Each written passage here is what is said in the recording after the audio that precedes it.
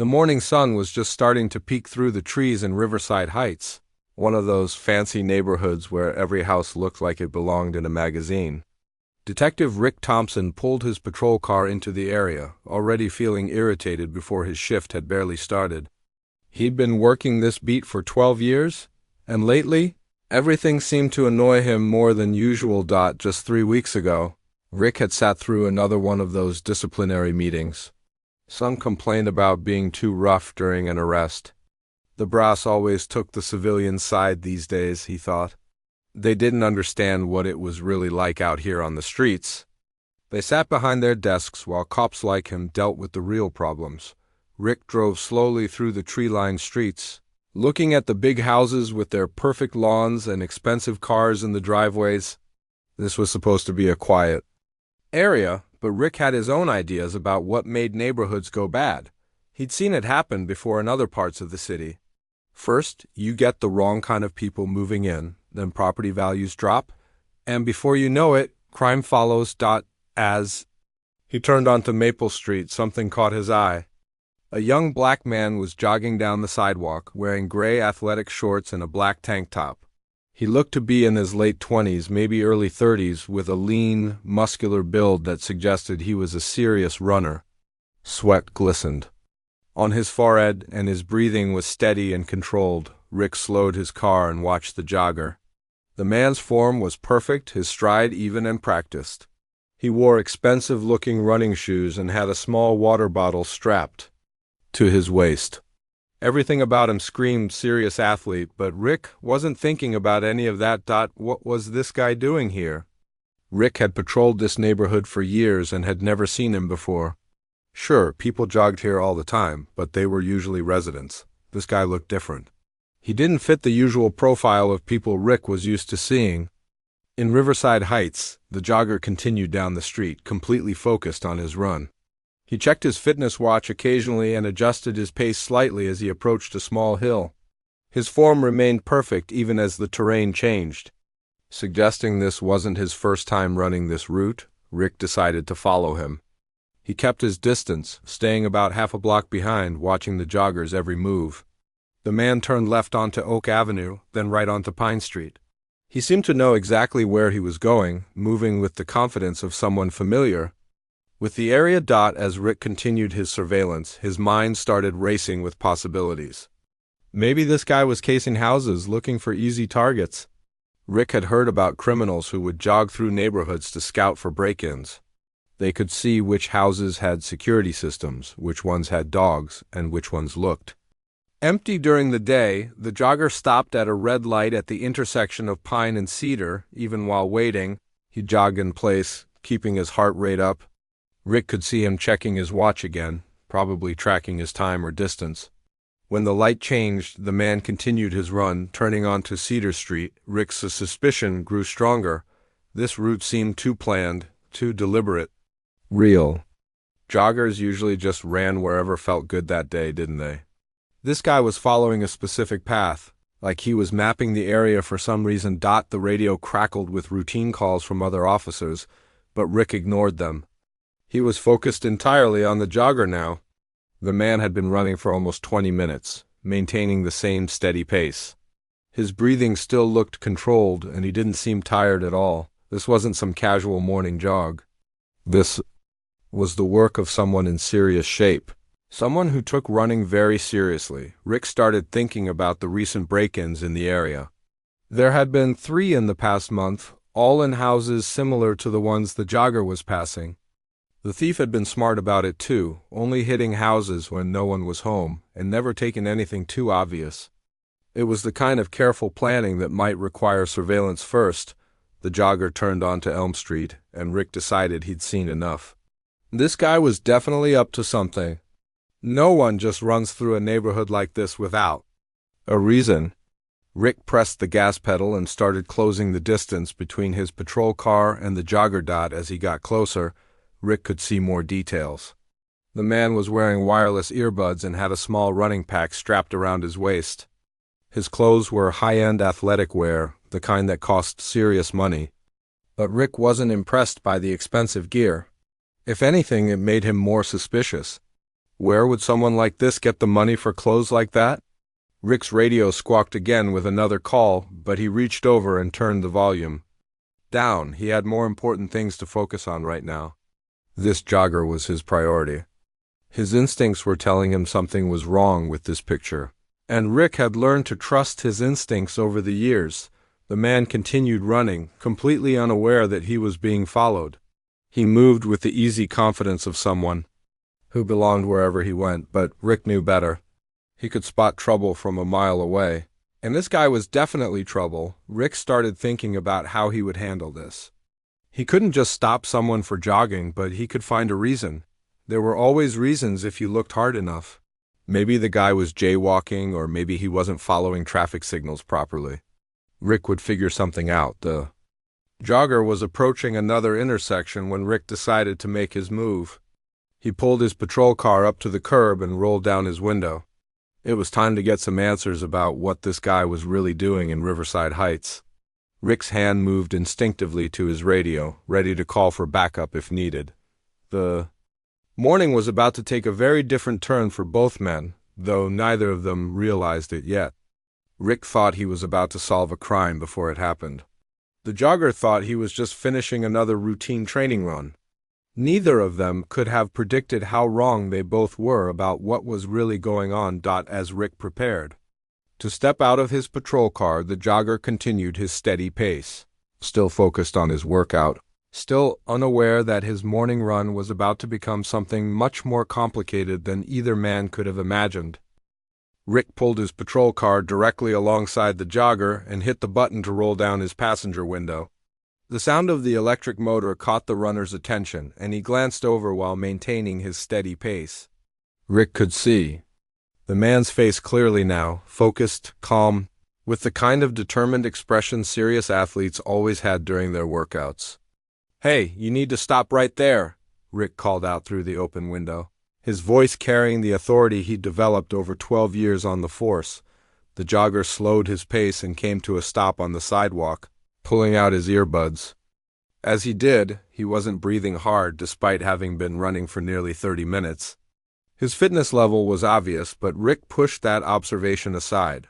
Criminals could be in good shape too. "Is there a problem, officer?"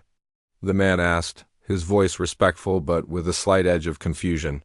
He stood straight, hands visible.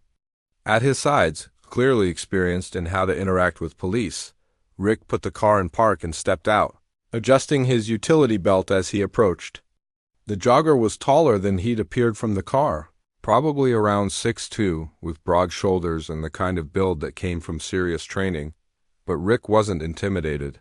He'd dealt with bigger guys than this. "Yeah, there's a problem," Rick said, positioning himself a few feet away from the man. "I've been watching you run through this neighborhood for the past 20 minutes. You want to tell me what you're really doing here?" The jogger's eyebrows raised slightly. "I'm jogging, officer. It's my morning workout routine." He gestured to his athletic gear and the fitness watch on his wrist. "I run this route several times a week." Rick looked the man up and down, taking in the expensive running shoes, the moisture-wicking shirt, the professional-grade fitness tracker. It all looked legitimate, but Rick had learned not to trust appearances. "Several times a week, huh? Funny thing is, I patrol this area regularly, and I've never seen you before." "Well, I usually run earlier in the morning," the jogger replied calmly, "around 6:30. Today I got a late start because of a work call that went long last night." Rick felt his irritation growing. This guy had an answer for everything, and that calm, measured way of speaking was starting to get under his skin. Most people got nervous when questioned by police, but this man seemed almost too composed. "Work call, huh? What kind of work keeps you up all night?" Rick asked, pulling out his notepad to make the interaction feel more official.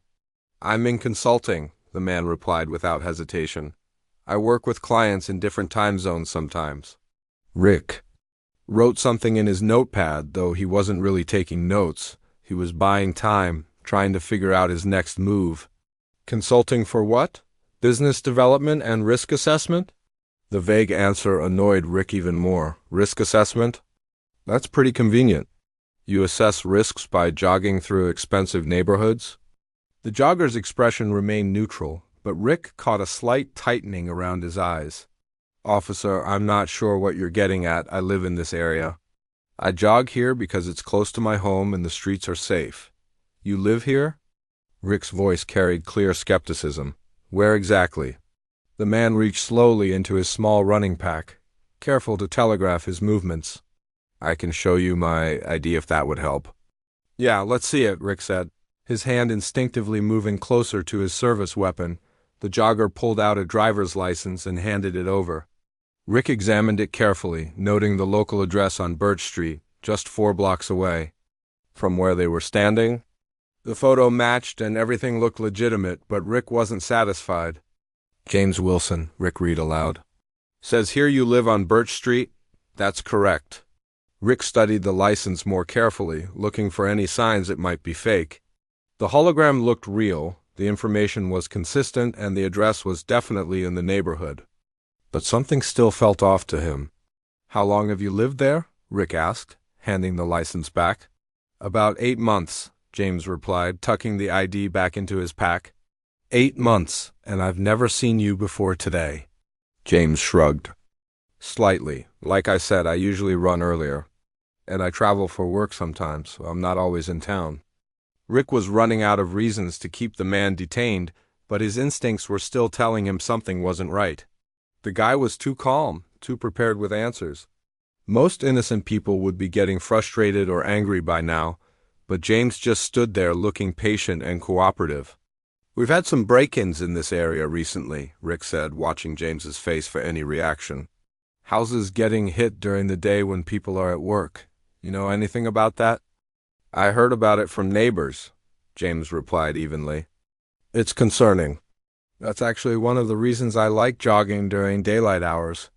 Extra eyes on the street can help deter crime." The answer was reasonable, but it irritated Rick even more. This guy had a response for everything, like he'd been coached on what to say. Rick decided to push harder. "I'm going to need to search." "That pack of yours," he announced. James's expression shifted slightly. The first real change Rick had seen since the conversation started. "Do you have a warrant, officer?" "I don't need a warrant if I have reasonable suspicion of criminal activity." "What criminal activity?" James asked calmly. "I've shown you my ID proving I live in this neighborhood. I've explained that I'm exercising, which isn't illegal. What exactly do you suspect me of doing?" Rick felt his face getting hot. He didn't like being questioned, especially by someone he was investigating. "The criminal activity of casing houses for burglary." "You're little jogging. Route takes you past every expensive house in this area." "Officer, I jog past those houses because they're on the streets in my neighborhood. I live here. I have as much right to use these sidewalks as anyone else." "We'll see about that," Rick muttered, reaching for his radio. "I'm calling this in." As Rick lifted his radio to his mouth, he noticed movement in his peripheral vision. Across the street, a woman had come out of her house and was watching the interaction. She had her phone out, and Rick was pretty sure she was recording. Behind her, a man appeared at another house's window. James noticed the attention too, but his expression remained calm. If anything, he looked relieved that witnesses were present. Rick spoke into his radio, requesting a supervisor and backup, though he wasn't entirely sure why he needed either. The situation wasn't dangerous, but something about this whole interaction was making him feel like he was losing control. "Officer," James said quietly, "I've been cooperative and respectful. I've shown you my identification. I've answered your questions. Is there a specific law you believe I've broken?"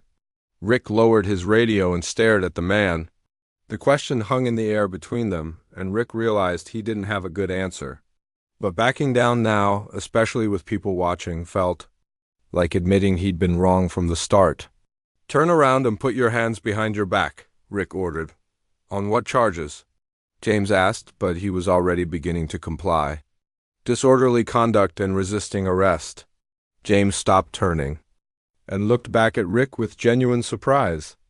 "I haven't resisted anything, officer. I've been completely cooperative." "Turn around now, or it's going to get a lot worse for you." As James slowly turned and placed his hands behind his back, Rick could see more people coming out of their houses. Phone cameras were definitely recording now, and Rick felt a familiar knot forming in his stomach.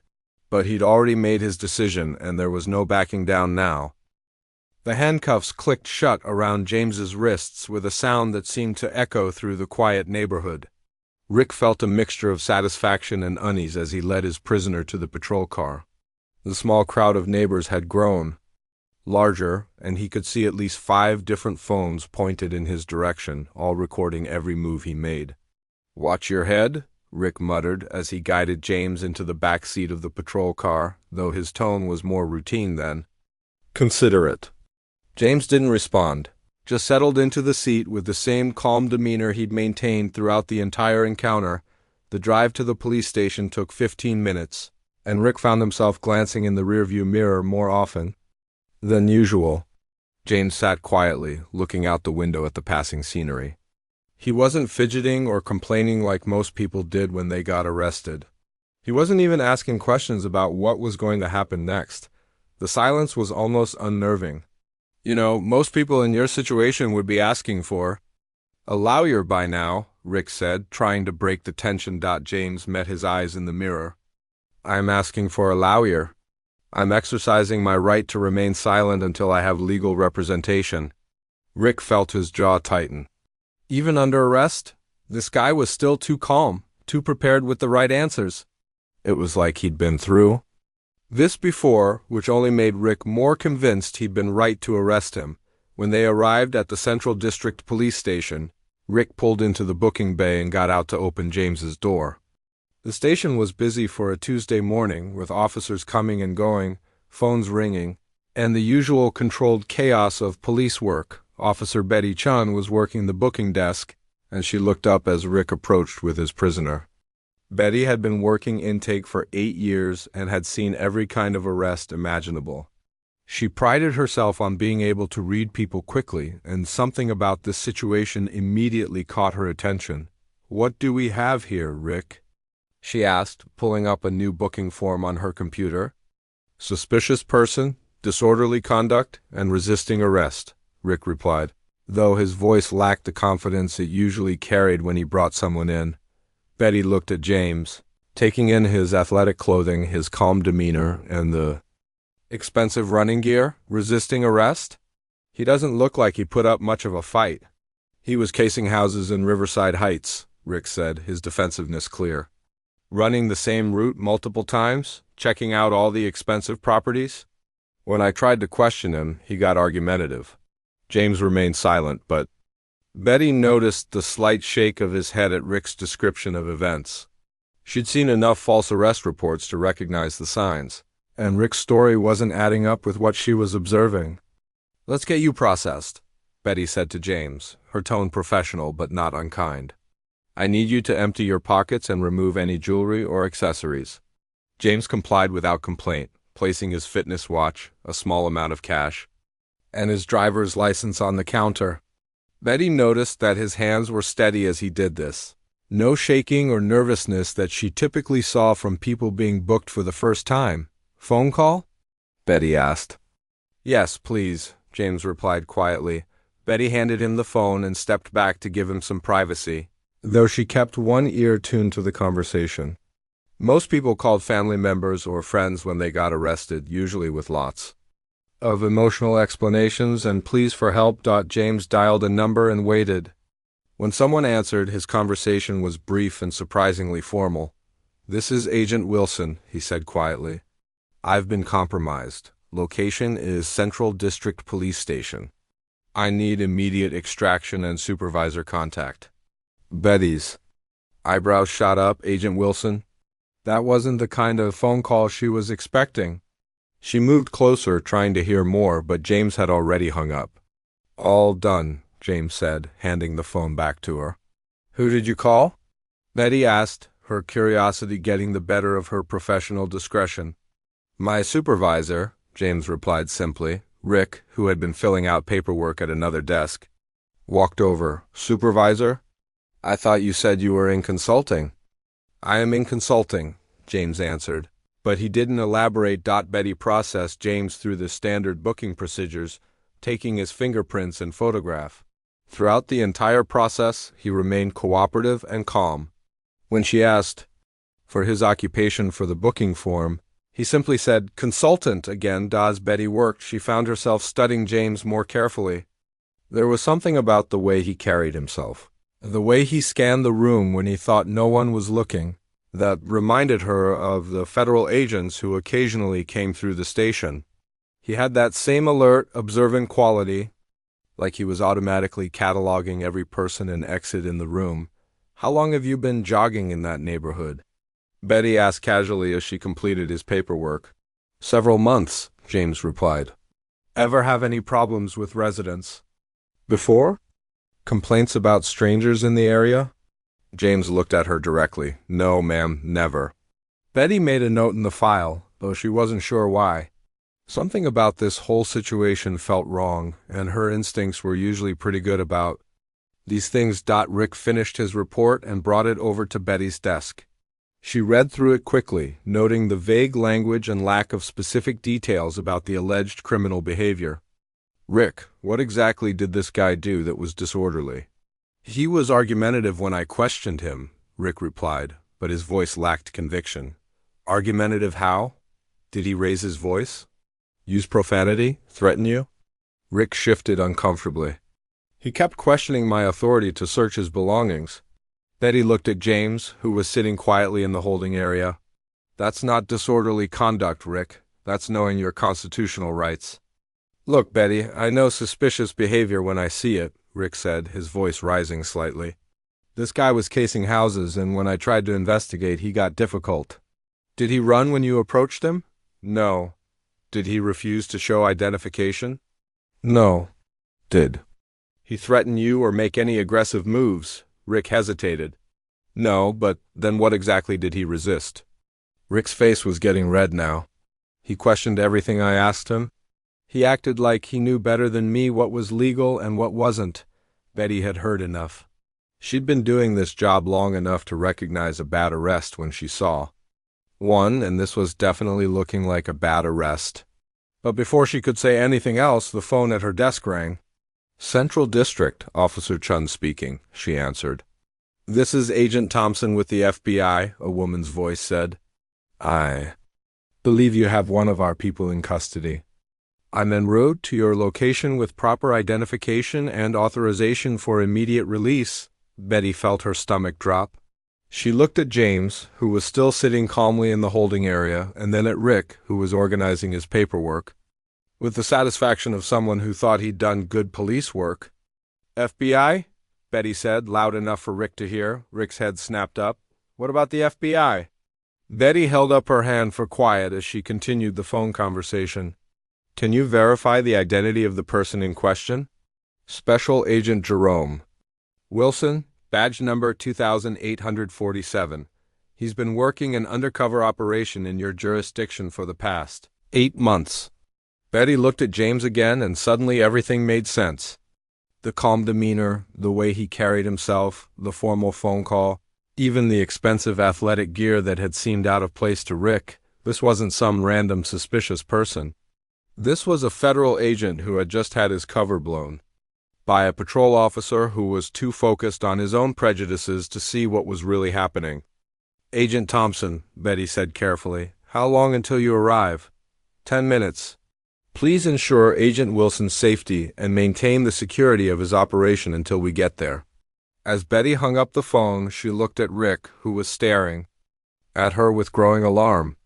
"Rick," she said quietly, "I think we need to call the chief." Betty hung up the phone and stared at Rick, who was standing frozen by her desk with his arrest report still in his hand. The busy sounds of the police station seemed to fade into the background as the weight of what she'd just learned settled over both of them. "What did they say?" Rick asked, though his voice had lost all its earlier confidence. Betty glanced toward the holding area where James sat quietly, then back at Rick. "We need to call Chief Williams, right now." "Why?" "What's going on?" Before Betty could answer, the main doors of the station burst open. 2 people in dark suits walked in with the kind of purposeful stride that immediately caught everyone's attention. The woman was tall with short blonde hair and sharp eyes that swept the room before settling on the booking desk. The man beside her was younger, maybe in his 30s, with the kind of alert posture that screamed federal agent. Betty stood up as they approached her desk. "Are you Agent Thompson?" "Special Agent Lisa Thompson, FBI," the woman replied, pulling out her credentials. "This is Agent David Park. We're here about Agent Wilson." Rick felt the blood drain from his face. "Agent Wilson?" Agent Thompson's eyes moved to Rick, and her expression wasn't friendly. "Are you the arresting officer?" Yes, but I didn't." "No, ... Rick stammered. "Didn't know what?" "That racial profiling is illegal?" "Or that interfering with a federal investigation is a felony." Agent Park stepped forward, his voice calmer but no less serious. "Where is Agent Wilson now?" Betty pointed toward the holding area. "He's right there. He's been cooperative throughout the entire booking process." Agent Thompson walked quickly to the holding area, with Agent Park close behind. James looked up as they approached, and for the first time since his arrest, his calm mask slipped slightly. Relief was clearly visible on his face. "Agent Wilson," Thompson said quietly. "Are you all right?" James stood up. "I'm fine, but the operation is compromised." The arrest was witnessed by multiple civilians who were recording on their phones. "No, we've already seen the videos on social media." Agent Thompson turned to look at Rick, who was hovering nearby, clearly trying to hear their conversation. "How much did you tell him?" "Nothing beyond my cover story.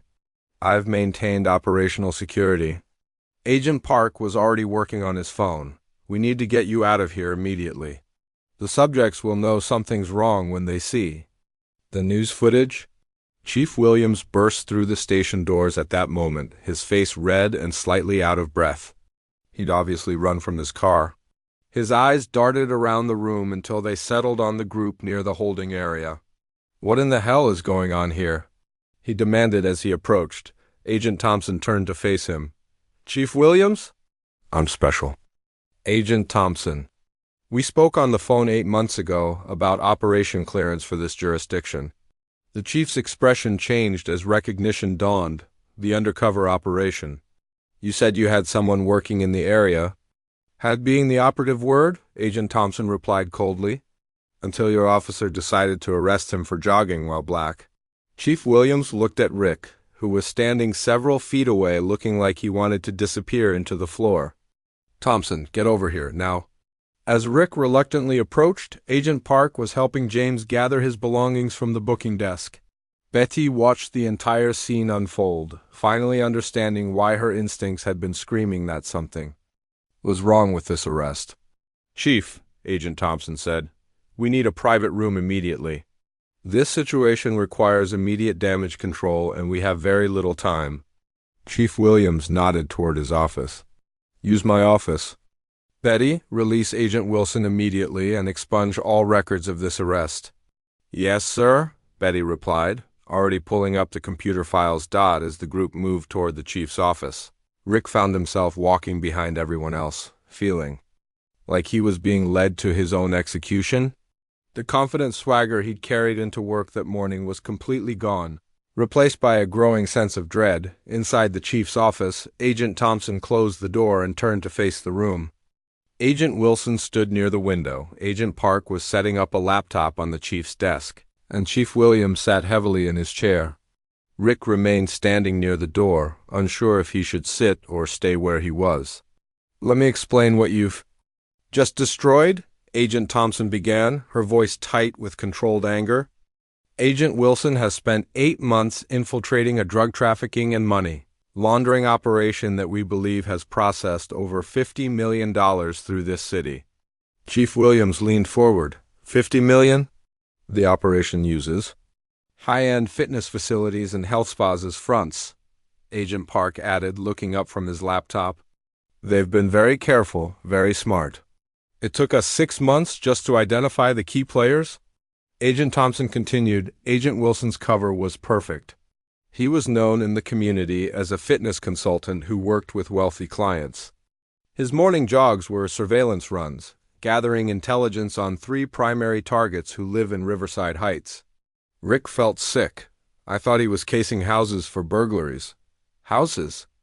Agent Wilson spoke for the first time since entering the office. The houses belonged to the suspects. I was monitoring their routines, their visitors, their security measures. We were 2 weeks away from making arrests. Or being the operative phrase, Agent Thompson said grimly. The moment those videos hit social media, every criminal in this operation will know that law enforcement has been watching them. Agent Park turned his laptop screen toward the group. It's already happening. Look at this. On the screen was a social media post showing Rick arresting James. The caption read, "Racist cop arrests black jogger in Riverside Heights for no reason. This is what happens when you exercise while black." The post already had thousands of views and hundreds of comments. Our surveillance team reports that 2 of the primary targets have already left their homes with large suitcases, Agent Park continued. They're running.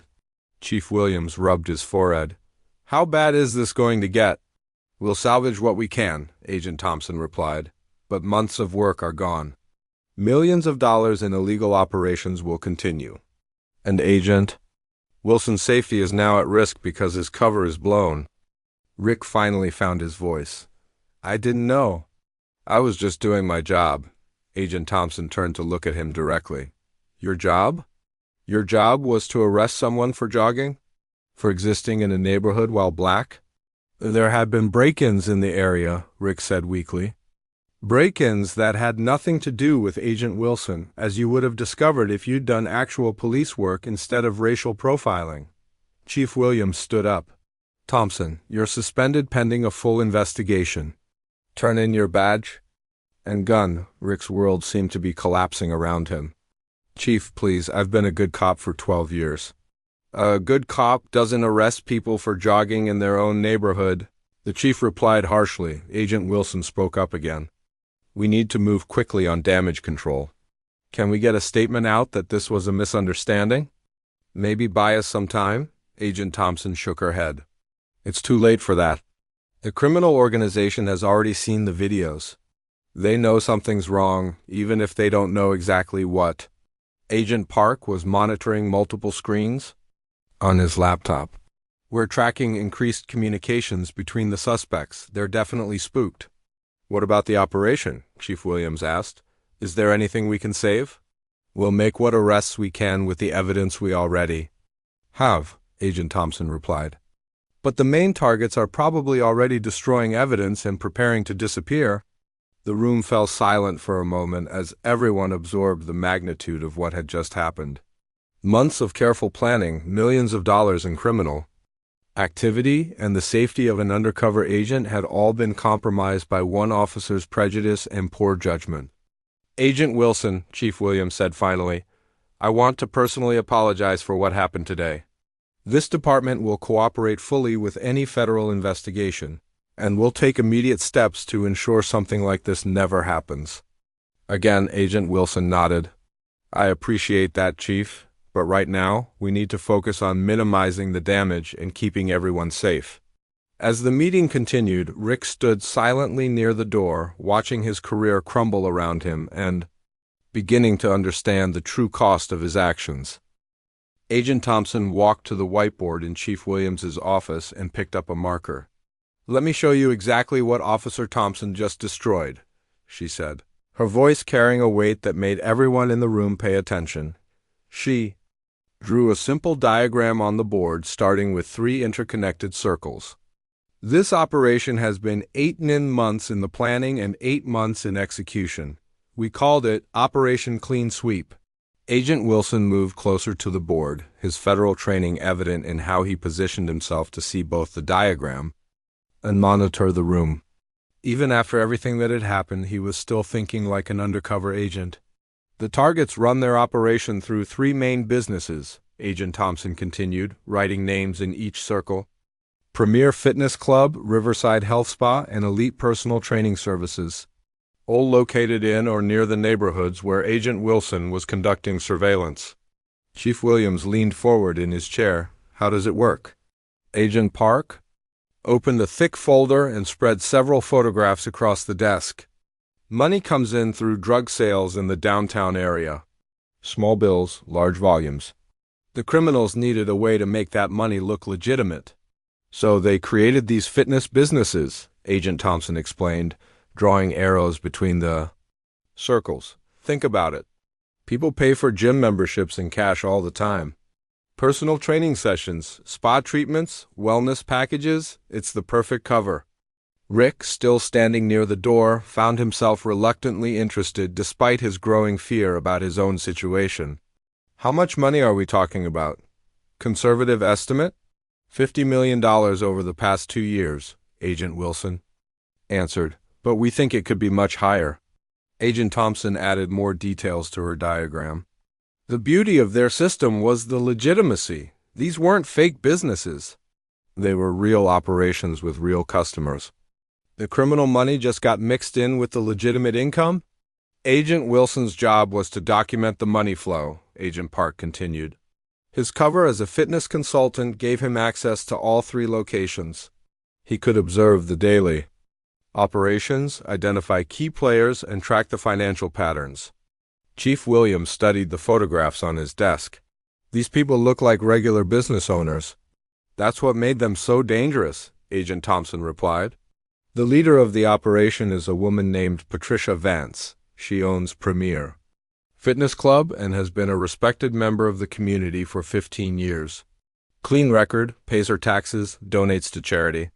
Agent Wilson pointed to one of the photographs.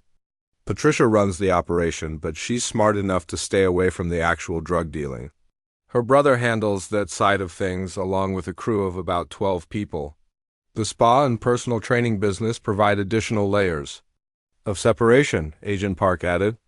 Money gets cleaned through one business, then moved to another, then eventually into legitimate investments. Agent Thompson drew more connections on the board. We estimate they've purchased at least 6 legitimate businesses using laundered money. A restaurant, 2 retail stores, a car dealership, and a construction company.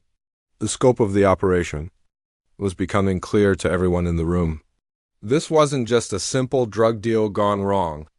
This was a sophisticated criminal enterprise that had been operating under everyone's noses for years. How did Agent Wilson get close to them? Chief Williams asked. Agent Wilson smiled slightly, showing emotion for the first time since his arrest. I started as a customer at Premier Fitness Club, told them. I was a consultant who traveled frequently and needed flexible workout schedules. He built relationships slowly, Agent Thompson explained. Became known as a serious fitness enthusiast who understood the business side of the industry. Eventually, Patricia offered him consulting work. What kind of consulting? Rick asked. To spite himself. Risk assessment for expanding the business, Agent Wilson replied. She wanted to open new locations, and I was supposed to help her evaluate potential sites and develop security protocols. Agent Park pulled out a small recording device. This is what Agent Wilson was really doing. He pressed play and Patricia? Vance's voice filled the room. The new location needs to handle at least $200,000 in cash flow per month, the recording said. Make sure the security cameras have blind spots near the office areas, and we'll need a safe room that's not visible from the main workout floor. She was essentially asking him to help design money laundering facilities, Agent Thompson explained. And she trusted him enough to be completely open about the illegal aspects. Chief Williams shook his head in amazement. How long before you could have made arrests? We were scheduled to move next Friday, Agent Wilson said. We had enough evidence to arrest Patricia, her brother, and at least 8 members of their crew. We also had enough to seize the businesses and trace the money back to its sources.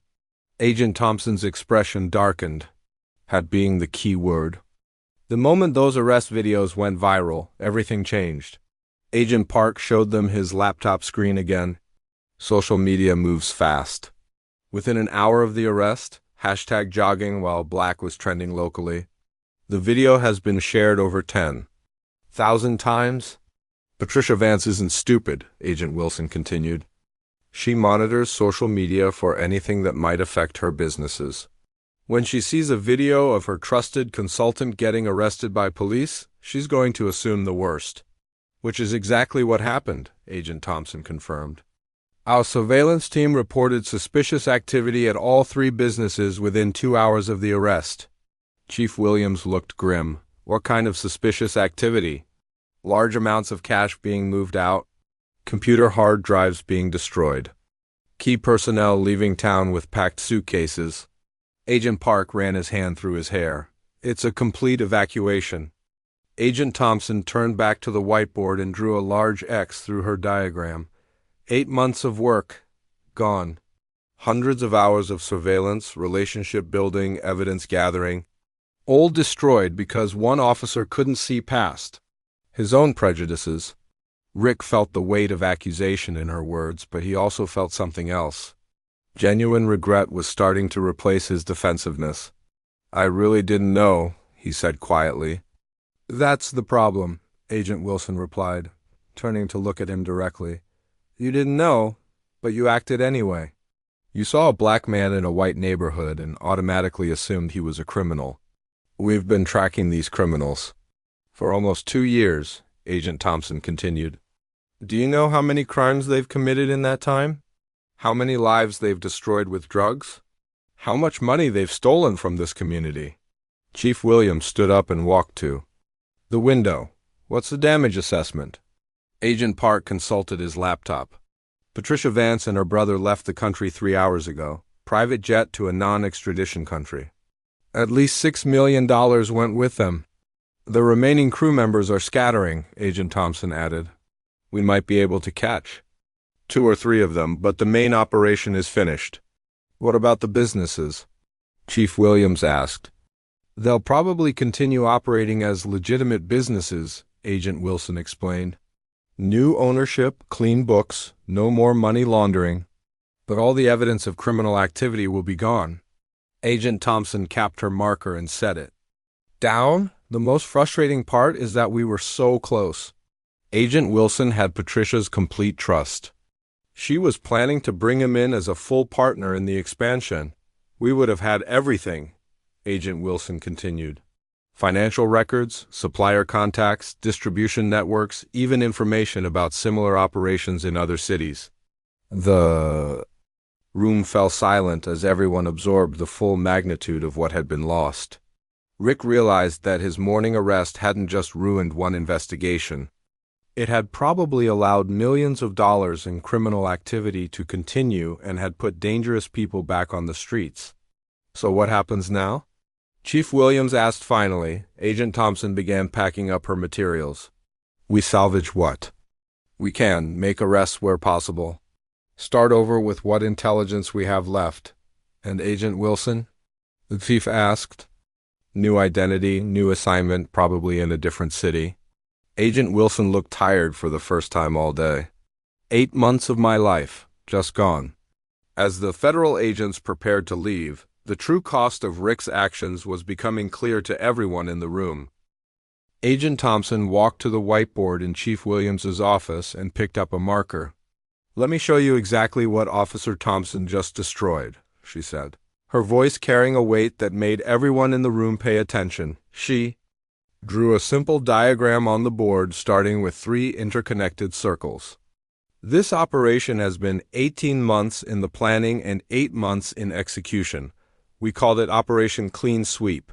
Agent Wilson moved closer to the board, his federal training evident in how he positioned himself to see both the diagram and monitor the room.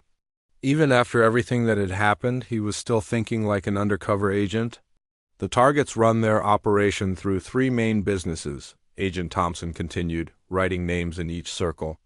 Premier Fitness Club, Riverside Health Spa, and Elite Personal Training Services, all located in or near the neighborhoods where Agent Wilson was conducting surveillance. Chief Williams leaned forward in his chair. How does it work? Agent Park opened a thick folder and spread several photographs across the desk. Money comes in through drug sales in the downtown area. Small bills, large volumes. The criminals needed a way to make that money look legitimate. So they created these fitness businesses, Agent Thompson explained, drawing arrows between the circles. Think about it. People pay for gym memberships in cash all the time.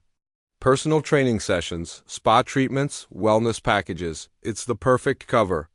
Rick, still standing near the door, found himself reluctantly interested despite his growing fear about his own situation. How much money are we talking about? Conservative estimate? $50 million over the past 2 years, Agent Wilson answered, but we think it could be much higher. Agent Thompson added more details to her diagram. The beauty of their system was the legitimacy. These weren't fake businesses. They were real operations with real customers. The criminal money just got mixed in with the legitimate income. Agent Wilson's job was to document the money flow, Agent Park continued. His cover as a fitness consultant gave him access to all 3 locations. He could observe the daily operations, identify key players, and track the financial patterns. Chief Williams studied the photographs on his desk. These people look like regular business owners. That's what made them so dangerous, Agent Thompson replied. The leader of the operation is a woman named Patricia Vance. She owns Premier Fitness Club and has been a respected member of the community for 15 years. Clean record, pays her taxes, donates to charity. Agent Wilson pointed to one of the photographs. Patricia runs the operation, but she's smart enough to stay away from the actual drug dealing. Her brother handles that side of things, along with a crew of about 12 people. The spa and personal training business provide additional layers of separation, Agent Park added. Money gets cleaned through one business, then moved to another, then eventually into legitimate investments. Agent Thompson drew more connections on the board. We estimate they've purchased at least 6 legitimate businesses using laundered money. A restaurant, 2 retail stores, a car dealership, and a construction company. The scope of the operation was becoming clear to everyone in the room. This wasn't just a simple drug deal gone wrong. This was a sophisticated criminal enterprise that had been operating under everyone's noses for years. How did Agent Wilson get close to them? Chief Williams asked. Agent Wilson smiled slightly, showing emotion for the first time since his arrest. I started as a customer at Premier Fitness Club, told them. I was a consultant who traveled frequently and needed flexible workout schedules. He built relationships slowly, Agent Thompson explained. Became known as a serious fitness enthusiast who understood the business side of the industry. Eventually, Patricia offered him consulting work. What kind of consulting? Rick asked, despite himself. Risk assessment for expanding the business, Agent Wilson replied. She wanted to open new locations, and I was supposed to help her evaluate potential sites and develop security protocols. Agent Park pulled out a small recording device. This is what Agent Wilson was really doing. He pressed play, and Patricia? Vance's voice filled the room. The new location needs to handle at least $200,000 in cash flow per month, the recording said. Make sure the security cameras have blind spots near the office areas, and we'll need a safe room that's not visible from the main workout floor. She was essentially asking him to help design money laundering facilities, Agent Thompson explained. And she trusted him enough to be completely open about the illegal aspects. Chief Williams shook his head in amazement. How long before you could have made arrests? We were scheduled to move next Friday, Agent Wilson said. We had enough evidence to arrest Patricia, her brother, and at least 8 members of their crew. We also had enough to seize the businesses and trace the money back to its sources. Agent Thompson's expression darkened, had being the key word. The moment those arrest videos went viral, everything changed. Agent Park showed them his laptop screen again. Social media moves fast. Within an hour of the arrest, #jogging while black was trending locally. The video has been shared over 10,000 times.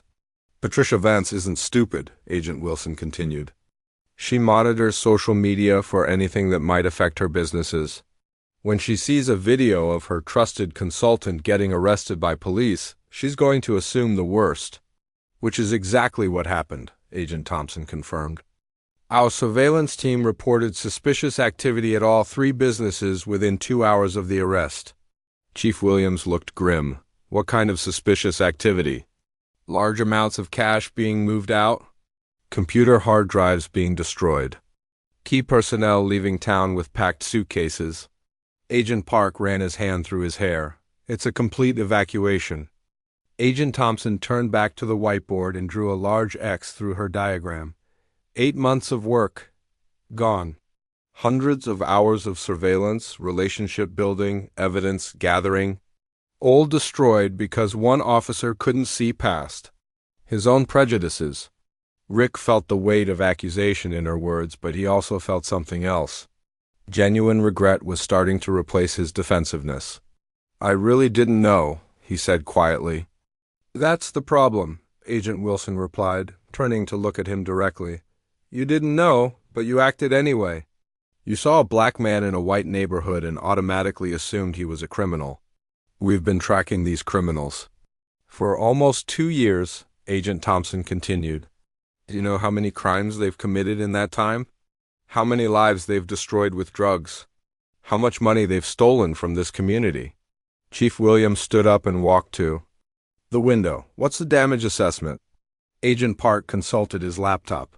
"Patricia Vance and her brother left the country 3 hours ago, private jet to a non-extradition country. At least $6 million went with them. The remaining crew members are scattering," Agent Thompson added. "We might be able to catch 2 or 3 of them, but the main operation is finished." "What about the businesses?" Chief Williams asked. "They'll probably continue operating as legitimate businesses," Agent Wilson explained. "New ownership, clean books, no more money laundering. But all the evidence of criminal activity will be gone." Agent Thompson capped her marker and set it down. "The most frustrating part is that we were so close." Agent Wilson had Patricia's complete trust. She was planning to bring him in as a full partner in the expansion. "We would have had everything," Agent Wilson continued. "Financial records, supplier contacts, distribution networks, even information about similar operations in other cities." The room fell silent as everyone absorbed the full magnitude of what had been lost. Rick realized that his morning arrest hadn't just ruined one investigation. It had probably allowed millions of dollars in criminal activity to continue and had put dangerous people back on the streets. "So what happens now?" Chief Williams asked finally. Agent Thompson began packing up her materials. "We salvage what we can, make arrests where possible. Start over with what intelligence we have left." "And Agent Wilson?" the chief asked. "New identity, new assignment, probably in a different city." Agent Wilson looked tired for the first time all day. 8 months of my life just gone." As the federal agents prepared to leave, the true cost of Rick's actions was becoming clear to everyone in the room. Detective Angela Martinez from Internal Affairs walked into the police station at 7 in the morning, carrying 2 large boxes of files and a laptop bag. She'd been pulled off vacation the night before to lead what was being called the most important investigation in the department's recent history. Angela had been with Internal Affairs for 6 years, and she'd seen plenty of problem officers in that time. But as she set up her temporary office in the conference room, she knew this case was different. The media attention alone made it a powder keg, but the FBI involvement elevated it to something much more serious. Her first task was to review every complaint ever filed against Rick Thompson. The boxes she carried contained 14 years of paperwork, and what she found in those files made her stomach turn. The pattern started almost immediately after Rick joined the department. His very first complaint came just 6 months into his career, when a black college student accused him of excessive force during a routine traffic stop. The complaint was dismissed after a brief investigation that seemed to take Rick's word over the students without much question. Angela made notes as she read through each file. Traffic stop, Riverside Heights, African American male, age 24, complaint of unnecessary aggression. Dismissed due to lack of evidence. The second complaint came 8 months later. Another traffic stop in an affluent neighborhood, another young black man, another dismissal. Angela noticed that the investigating officer was Rick's training partner at the time, someone who had a clear interest in protecting a fellow cop. As Angela worked through the files, a secretary knocked on the conference room door. "Detective Martinez, there's someone here to see you." Says he has information about Officer Thompson. Send them in, Angela replied. Not looking up from the paperwork, a young man in his 30s entered the room, looking nervous but determined.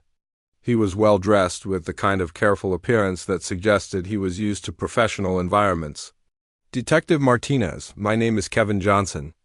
I'm an attorney here in the city, and I saw the news about Officer Thompson's arrest yesterday. Angela looked up from her files. What can I do for you, Mr. Johnson? Kevin sat down across from her at the conference table. 2 years ago, Officer Thompson pulled me over in Riverside Heights. I was driving home from work, and he claimed I was speeding, though I know I wasn't. Did you file a complaint? Kevin shook his head. I thought about it, but my firm advised against it.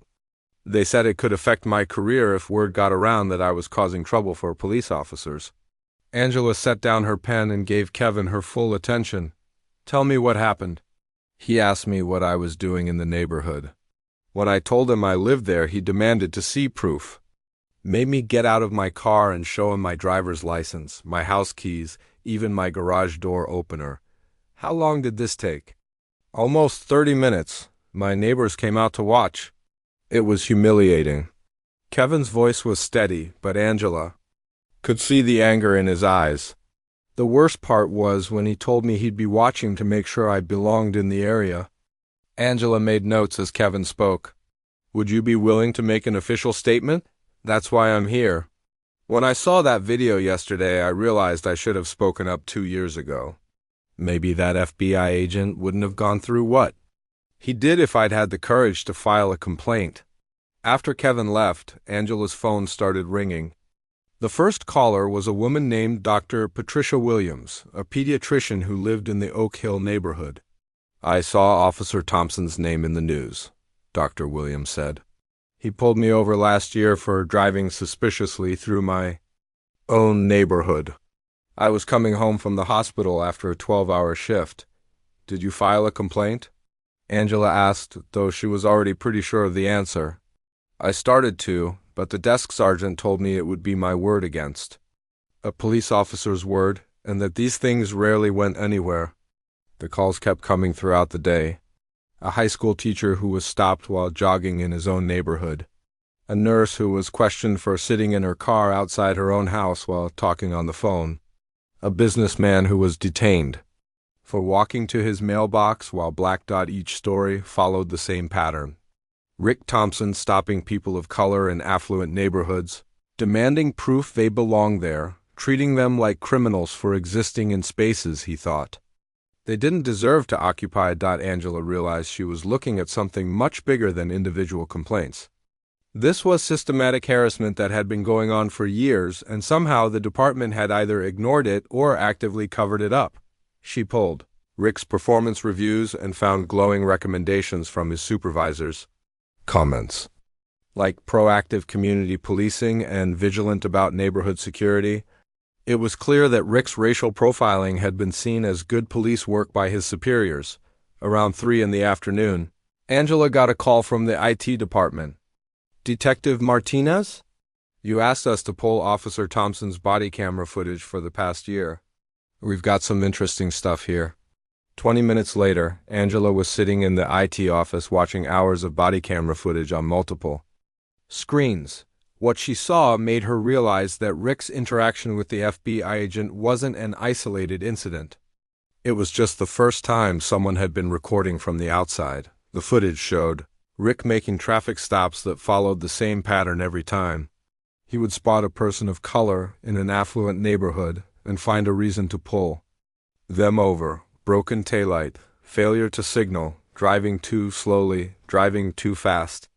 The specific excuse didn't matter. Then came the interrogation. What are you doing here? Where do you live? Can you prove it? Do you have any drugs or weapons in the car? The questions were always the same, and Rick's tone was always aggressive and suspicious.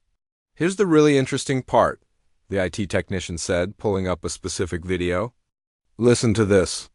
On screen, Rick was talking to another officer after making a traffic stop. These people think they can just move into our neighborhoods and change everything. Someone's got to keep an eye on them. Angela felt sick. Our neighborhoods? It gets worse. the technician said, pulling up another video.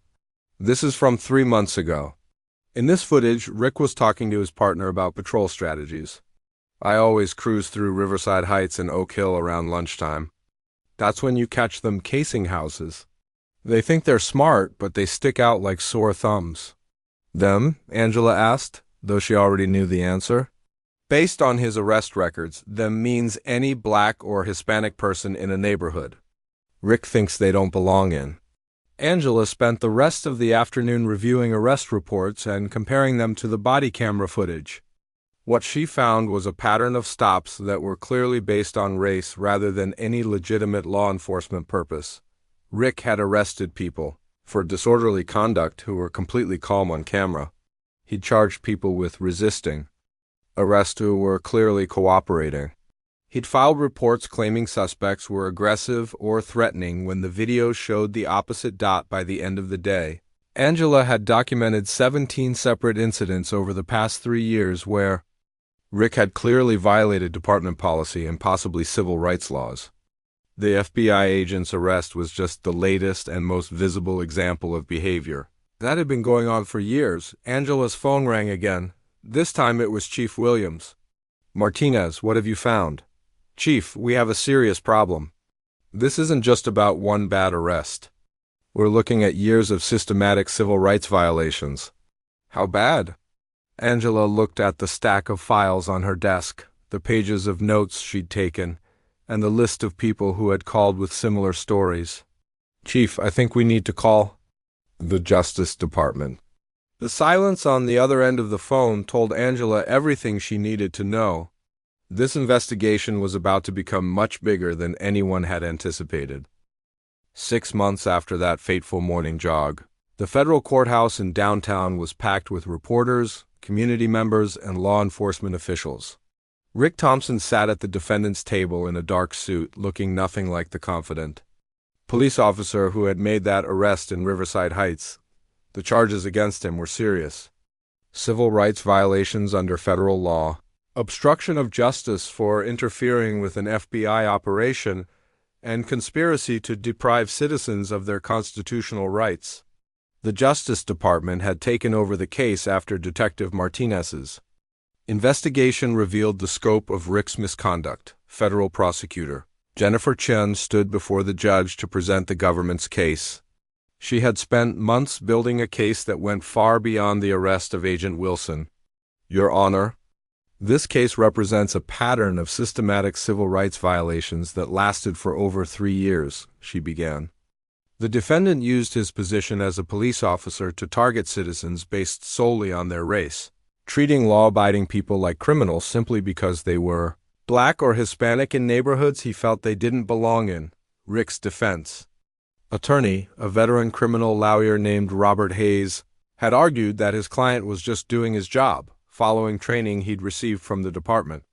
But the evidence against Rick was overwhelming. The prosecution had presented body camera footage, witness testimony from 17 different victims, and expert analysis showing that Rick's arrest patterns were statistically impossible to explain without racial bias. The numbers were damning. Over 80% of Rick's traffic stops in affluent neighborhoods involved people of color, despite those demographics making up less than 15% of the area's population. Agent Wilson had testified earlier in the week, describing not just his own arrest, but the months of undercover work that were destroyed. His testimony was calm and professional, but the impact was devastating. The defendant's actions didn't just violate my civil rights, Agent Wilson had said from the witness stand. They allowed dangerous criminals to escape justice and put other undercover agents at risk. Criminal organizations that we spent years building cases against are still operating because of what happened that morning. The jury had deliberated for only 2 days before reaching their verdict. Guilty on all charges, Judge Margaret Foster looked at Rick as she prepared to announce his sentence. Mr. Thompson, your actions as a police officer violated the most basic principles of law enforcement. You swore an oath to protect and serve all citizens, but instead you used your badge to harass and intimidate people based on their race. Rick's wife and 2 teenage children sat in the gallery behind him, their faces showing the strain of the past 6 months. His police career was over, his reputation destroyed, and now he faced the possibility of federal prison. The evidence shows that your behavior was not an isolated incident, but a pattern of misconduct that lasted for years, Judge Foster continued. Your actions damaged trust between the police and the community, interfered with federal law enforcement operations, and violated the constitutional rights of numerous citizens. Rick stood as the judge announced his sentence, 3 years in federal prison, followed by 2 years of supervised probation. He would also be required to pay restitution to his victims and perform community service focused on civil rights education. As the courtroom began to empty, Rick's defense attorney patted his shoulder. "We'll appeal," he said quietly, but Rick just shook his head. He knew he was guilty, even if it had taken him months to admit it to himself. Outside the courthouse, community leaders and civil rights advocates gathered for a press conference. Dr. Patricia Williams, the pediatrician who had been one of Rick's victims, spoke to the crowd of reporters. "This conviction sends a message that no one is above the law," she said. "Police officers who abuse their power will be held accountable, regardless of how long they've been getting away with it."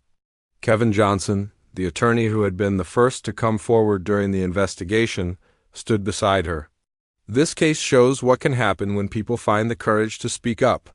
If we had reported these incidents when they happened, maybe Agent Wilson's operation wouldn't have been compromised." The changes to the police department had been swift and comprehensive. Chief Williams had retired under pressure, replaced by a reform-minded leader from outside the department. New policies required officers to document the reason for every traffic stop, and body camera footage was now reviewed regularly by supervisors. The police union had fought many of the changes, but public pressure and federal oversight had forced them to accept new accountability measures. Training programs now included extensive education about implicit bias and constitutional rights. Detective Martinez, who had led the internal investigation, was promoted to head a new internal affairs division with expanded powers and independence. Her first major initiative was reviewing every complaint filed against police officers in the past 5 years. "We found patterns similar to Officer Thompson's case with at least 6 other officers," she announced at a city council meeting. "All of them are now under investigation, and several have already been terminated." The FBI operation that Rick had destroyed was never fully recovered. Agent Wilson was reassigned to a different city and given a new identity for his safety. The criminal organization continued to operate for several more months before other law enforcement agencies were able to build new cases against them. Patricia Vance, the leader of the money laundering operation, was eventually arrested in a different country and extradited back to the United States. But by then, much of the evidence had been destroyed, and several key members of her organization were never caught. Agent Thompson, the FBI supervisor who had worked with Agent Wilson, later testified before Congress about the impact of police misconduct on federal investigations. "When local law enforcement officers engage in racial profiling and civil rights violations, it doesn't just harm the immediate victims," she told the House Judiciary Committee. "It can compromise national security investigations and allow dangerous criminals to escape justice." The incident had also sparked broader conversations about police reform across the country.